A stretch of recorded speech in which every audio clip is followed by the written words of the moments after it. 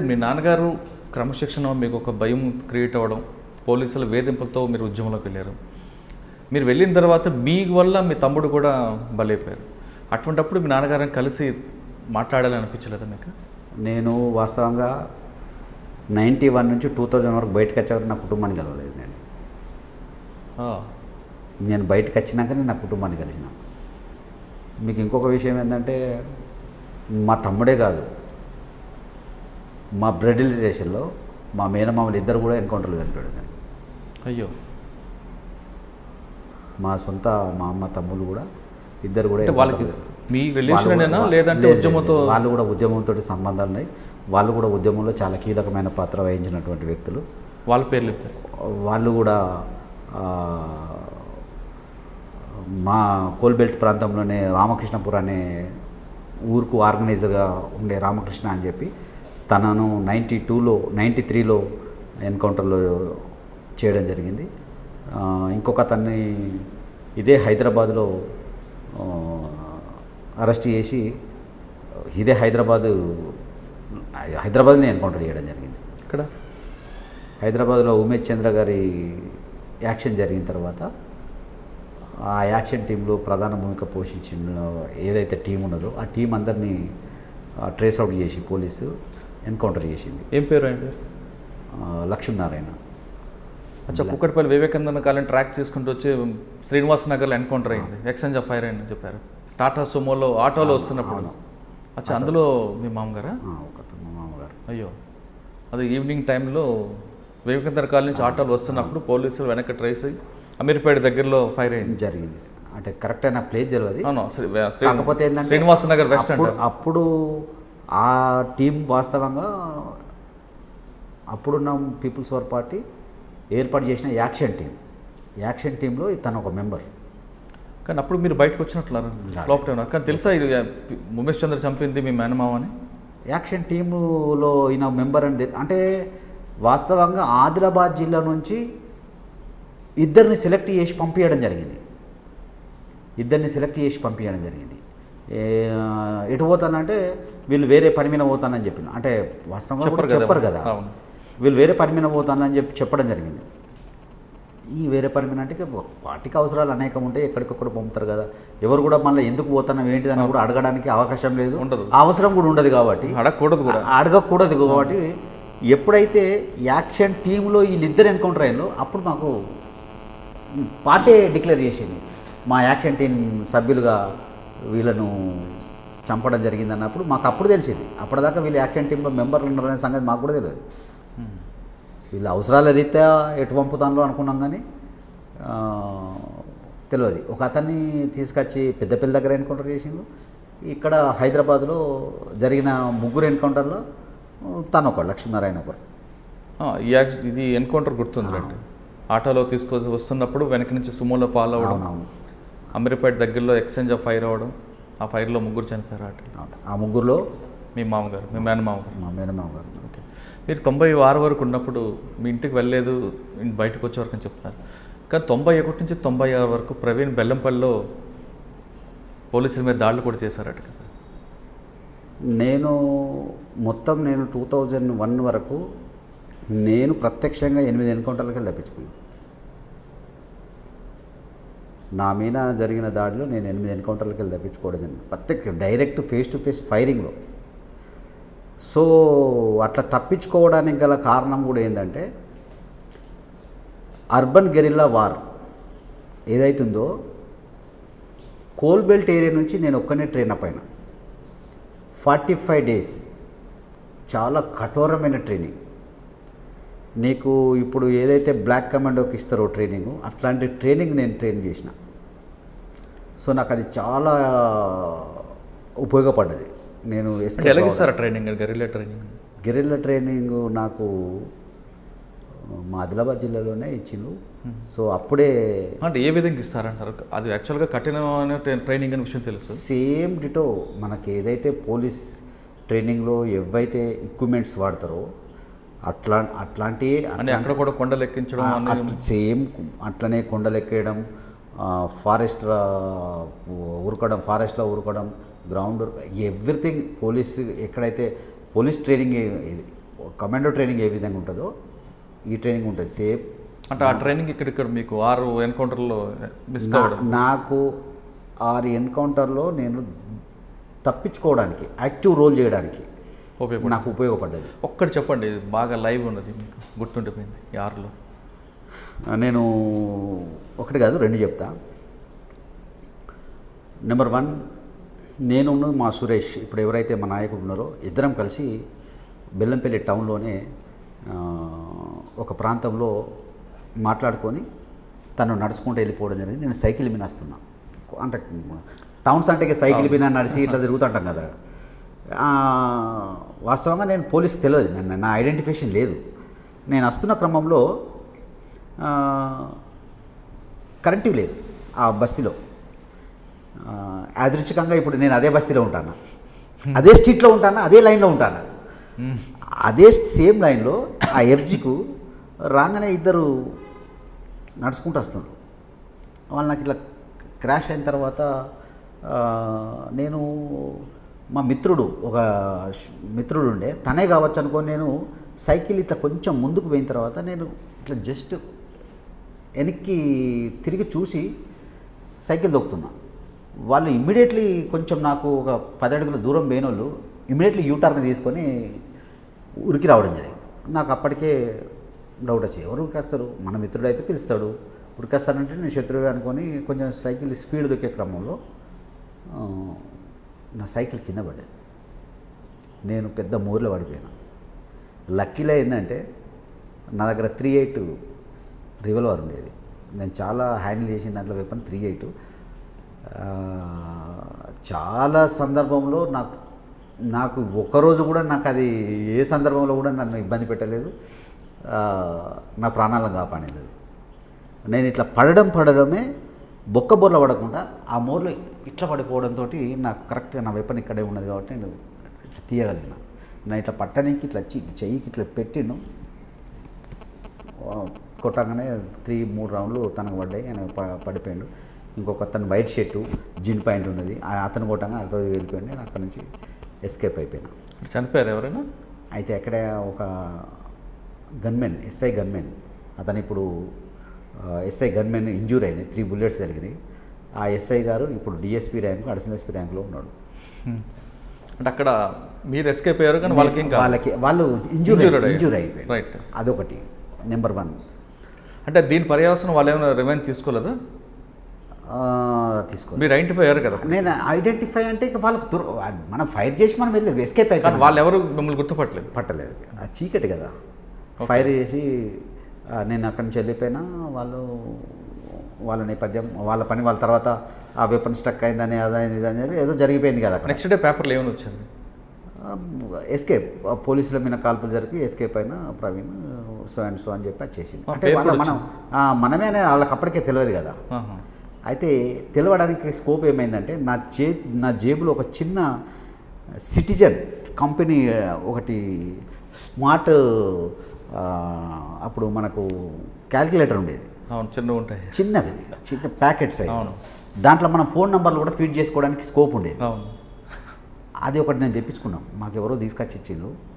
దాంట్లో మనం సీక్రెట్గా ఉంటుంది కదా, అది ఇంకొకరు ఓపెన్ చేయడానికి ఛాన్స్ లేదు. సో మనం అప్పుడు ల్యాండ్ ఫోన్స్ కదా, మనం ఏదైనా కోడ్ భాషలో నేను ల్యాండ్ ఫోన్లు అన్నీ ఫీడ్ చేసుకొని నేను లాక్ చేసేది. దానికి వెనక సైడు చిన్న పిన్ తోటి ఇట్లా ఒత్తితేనే అది రిమూవ్ అయ్యే సిస్టమ్ ఉండేది. నేను అట్లా దాన్ని సెట్ చేసుకున్నా. కొంచెం నేను టెక్నాలజీ మీద నాకు కొంచెం ఉండే, ఇప్పటి కూడా ఉన్నది అనుకో, అప్పుడే ఉండే. అది పెట్టుకుంటే అది దొరికింది. వాళ్ళకు దొరికితే దాన్ని చాలా పెద్ద పేపర్లో పెద్ద హైలైట్ చేసేసి అన్నట్టు, ఇక అధునాతనమైన టెక్నాలజీ వాడతాను, వీళ్ళ దగ్గర ఇట్లాంటిది ఉంది, దీంట్లో ఏం లేదు సీక్రెట్ అట్లా ఇట్లా అని చెప్పి ఇక చాలా వాడేది. అప్పుడు తర్వాత అది కొంచెం మళ్ళీ డీకోడ్ చేసుకున్న తర్వాత అది మనమే అనేది వాళ్ళకి తెలిసిపోయింది. ఇంకోటి ఏంటంటే మనం సైకిల్ కూడా వాడతామనే విషయం వాళ్ళకు ఎక్స్ప్లెయిన్. ఎందుకంటే అదొకటే కాదు, దానికంటే 3-4 సార్లు కూడా జరిగిన ఫైరింగ్లో కూడా నా సైకిల్ నా దగ్గరికి వెళ్ళి మిస్ అవ్వడం జరిగింది. అవి కూడా వాళ్ళను ట్రేస్ అవుట్ చేసుకొని మనమే అని చెప్పి అనుకోవడం జరిగింది. ఇక ఇంకొకటి అది ఇక చాలా పెద్ద, ఇప్పుడు ఏదైతే మా రమాకాంత్ అప్పుడున్న రమాకాంత్ ఎన్కౌంటర్ అయిందో సిసి నస్పూర్లో, అది స్లాబ్ కోటర్. వెనకకెళ్ళి లాక్ చేసేసిండు, ముంగట డోర్ మాత్రమే వాళ్ళ కబ్జాలో ఉంచుకున్నారు పోలీస్. ఆ ముందు నుంచి ఎంటర్ అయ్యే క్రమంలోనే ఈయన కొంచెం డేర్ చేసి కొడితే ముందు నుంచి వచ్చిన సిఐ గారు చనిపోవడం జరిగింది. ఆ కిటికీ విండోలోకి వెళ్ళి కొడితే ఒక కానిస్టేబుల్ చనిపోవడం జరిగింది. ఎక్కడ? సిసి నస్పూర్లో. నేను ఇది ఎందుకు చెప్తున్నా అంటే ఆ క్వార్టర్ ఏదైతే క్వార్టర్ ఉందో సింగరేణి కోల్ బెల్ట్ అంతా క్వార్టర్స్ అంతా కార్మికులు సేమ్ ఉంటాయి కదా. పోలీసు లాస్ట్కి ఏం చేసిందంటే ఇక మనం వీళ్ళకి పోయేటట్లేము, మన స్లాబ్కు హోల్ వేసేసి పెట్రోల్ పోసి అంటు పెడదామని చెప్పి డిసైడ్ చేసుకున్నారు. వాళ్ళు ఆ ఆఫీసర్స్ అందరూ నిర్ణయాలు తీసుకొని చేసేసిండ్రు. అప్పుడు జరిగిపోయింది అది అంతా. సేమ్ అట్లాంటి క్వార్టర్లోనే మేము గోలేటి టౌన్షిప్లో చిక్కిపోయినాం. అయ్యో. 7 o'clock మనకు DD8 వార్తలు. మాకు కమ్యూనికేషన్ వ్యవస్థ ఏంది, పేపరు, టీవీలో DD8 వార్తలు, లేదు రేడియో. రేడియో చిన్న రేడియో ఉండేది, సోనీ రేడియో చిన్నది, ఒకటి జేబులో పెట్టుకునేదిగా, అది పెట్టుకొని రోజు వార్తలు వినేటోళ్ళం. ఈ క్రమంలో ఏమైందంటే మేము కరెక్ట్గా 7 అవుతుంది, భోజనాలు మేము ఆ ఇంట్లో ముగ్గురం ఉన్నాం. నేను, నాతో పాటుకో ఇంకో వినోద్ అనే DCM, ఇంకొక జగదీష్ అనే మిత్రుడు, మేము ముగ్గురం ఉన్నాం. ఆ ఇంటికి సంబంధించిన వ్యక్తి, మమ్మల్ని గెలవడానికి వచ్చిన ఇంకొక కార్మికుడు, మొత్తం 5 ఉన్నాం. ఆ ఇంటికి సంబంధించిన కార్మికుని భార్య రాఖీ కట్టడానికి వాళ్ళ అన్నోళ్ళ ఇంటికి వెళ్ళిపోయింది. ఆమె లేదు. సో మేమే ఆయన వండుకున్నాం, తిందామని చెప్పి 7 అవుతుంది. ఇట్లా వార్తలు పెట్టినాం. డోర్ కొడతాను, డోర్ కొట్టిన సౌండ్ అయిన వల్ల నేను అన్న ఎవరో డోర్ కొడతాను మెల్ల చూడు అని చెప్పిన. ఈ క్రమంలో ఏమైందంటే మాతోటి మమ్మల్ని గెలవనీకి వచ్చిన ఆయన కూడా ఉన్నాడు. అతను వెనక పోయి ప్లేట్స్ కడుగుతాడు, తినడానికి ప్లేట్లు కడగడానికి తీసుకొని రావడానికి ఆయన ప్లేట్లు కడతాడు. ఈ లోపల ఈ వాతావరణం అంతా ఆయన అక్కడి నుంచి గమనిస్తాడు. ఎవరో తలుపు కొట్టుతాను, నన్ను వదులుపో అని నేను చెప్పడము ఇదంతా ఈయన గమనిస్తుండు. ఈ పోయి ఈయన తలుపు కడిగి పోయి ఎవరు అని తను పిలవడం జరిగింది. ఎవరు అని పిలిస్తే అట్నుంచి రెస్పాండ్ లేదు. నేనేం చేసిన, నేను లుంగి మిన్నా, నేను దన్నమంటే వెంటనే ప్యాంట్ వేసేసుకొని షర్ట్ వేసుకొని నా వెపన్ తీసేసుకొని నేను దాన్ని ఒకసారి సిలిండర్ ఇట్లా టైట్ చేసి, నేను ఆల్రెడీ శిక్షణలో ఉన్నా కదా, అది ఒకసారి సిలిండర్ లూజ్ అయ్యి ఫైర్లో లూజ్ అయితే నీకు స్టక్ అయిపోతుంది, వెపన్ నీకు పనిచేయదు. ఇక సిలిండర్ ఒకసారి ఓపెన్ చేసి మళ్ళీ దాంట్లో టైట్ చేసి తమ వేసి పెట్టుకొని డోర్ ది అని చెప్పిన. డోర్ తీస్తే వాళ్ళ డోర్ లాకే, అటు డోర్ దిక్కు అటు సైడ్ డోర్ పెట్టేసిండు. సో ఆ డోర్ పెట్టేసిండు. ఈ కన్ఫ్యూజన్ అంతా జరిగే క్రమంలోనే ఆ వెనుక ఉన్న అతను ఉరికొచ్చేసి వంట రూమ్లో వచ్చి తలుపు పెట్టుకున్నాడు. అయ్యో. మేము తలుపు కొట్టి ఏంటిది అంటే పక్కన ఇంట్లో ఎస్ఐ రెబ్బన్ ఎస్ఐ కనబడ్డాడు నాకు. ఆయన ఏం చేసిండంటే ఈ వాతావరణం చూసి ఆ గోడ దునికిపోదామని ఎక్కే వరకు ఎస్ఐను వాళ్ళంతా పోలీస్ పక్కింట్లో ఉన్నారు. మా పరిస్థితి ఏంటంటే దునికితే పక్కింట్లోనే దునకాలి, ముంగడికి వెళ్ళి పోవడానికి స్కోప్ లేదు. వెనుక గల్మ మా చేతిలో ఉంది, చుట్టూ కాంపౌండ్ ఉన్నది. ఆ కాంపౌండ్ అవతల పోలీస్ కనబడుతుంది. అనివార్యంగా మేము ఆ కనబడే పోలీస్ దగ్గర పోలేము, అటు స్కోప్ లేదు. ఆ పక్కింట్లోనే దునకాలి. ఆ పక్కింట్లోకి వెళ్ళి మళ్ళీ ఇంకొక ఇల్లు దునికిపోతేనే మేము ఎస్కేప్ అవుతాం. మా వినోద్ DCM గారు వెంటనే నువ్వు ఫైర్ చేసుకుంటా ఫస్ట్ బయటికి వెళ్ళని చెప్పి అన్నాడు.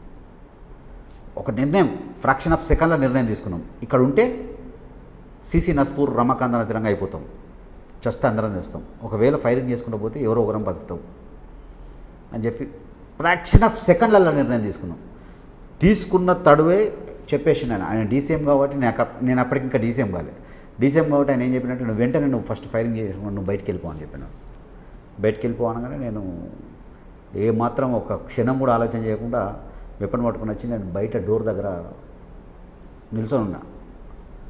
నిల్చొని ఆ గోడ మీద ఉన్న వ్యక్తిని ఇట్లా టార్గెట్ చేసే క్రమంలోనే ఈ డోర్కు టార్గెట్ చేస్తూ ఇంకొక దీనికి ఆపోజిట్లో ఒక బాత్రూమ్ ఉంటే ఆ బాత్రూమ్ మీద ప్రౌన్ పొజిషన్లో AK-47 పట్టుకొని ఇట్లా కొట్టడానికి అప్పుడే ఇట్లా చెట్టు ఇట్లా దాని మీద దానిమ్మ పండు చెట్టు ఉండే, ఆ చెట్టుని ఇట్లా జరుపుతుండు.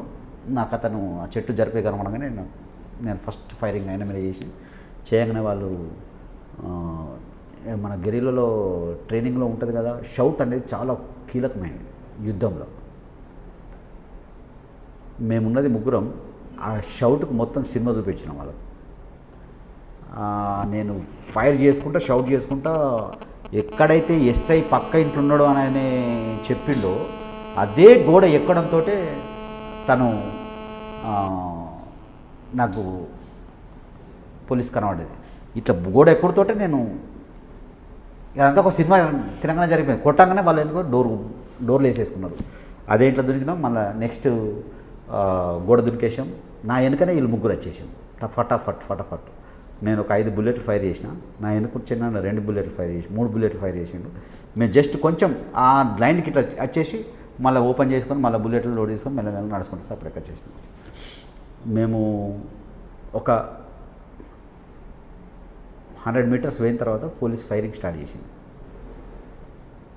మేము ఆ ఫైరింగ్లో ఏమనుకున్నామంటే అక్కడ ఉన్నటువంటి ఆ ఇంట్లో ఉన్నటువంటి వాళ్ళు చచ్చిపోయారు అనుకున్నాం కానీ మేము వెంటనే అప్పుడు టీడీపీ గవర్నమెంట్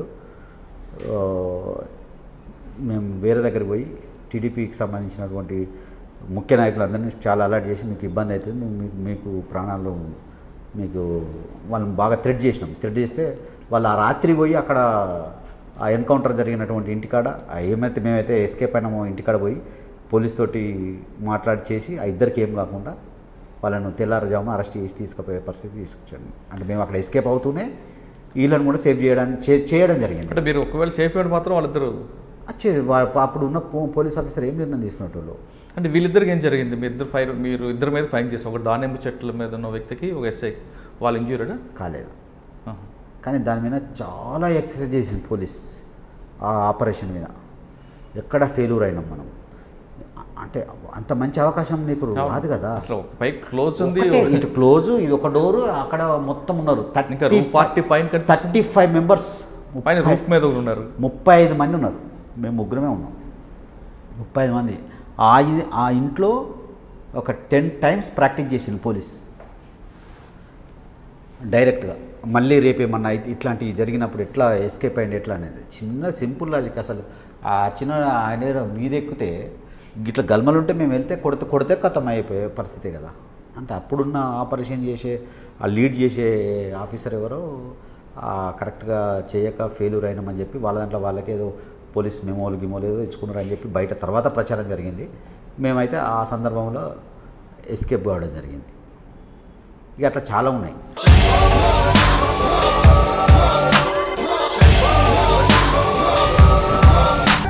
ఫోటోలో ఉన్న వ్యక్తి ఎవరమ్మా? మీ ఆయన చనిపోయారా? అయ్యో, ఎక్కడ పడితే అక్కడ ఏది పడితే అది వాగుతున్నాడని పోలీసులు నగర బహిష్కరణ చేశారండి. మొదటి భార్యని చేసుకున్నాక పిల్లలు పుట్టలేదని రెండో పెళ్లి చేసుకున్నారు. ఆవిడకి పుట్టలేదు. మూడోసారైనా తగులుతుందనుకున్నా, తనకే పుట్టలేదు. ఆయన దగ్గర బాణం ఉంది కానీ దానికి పదును లేదురా.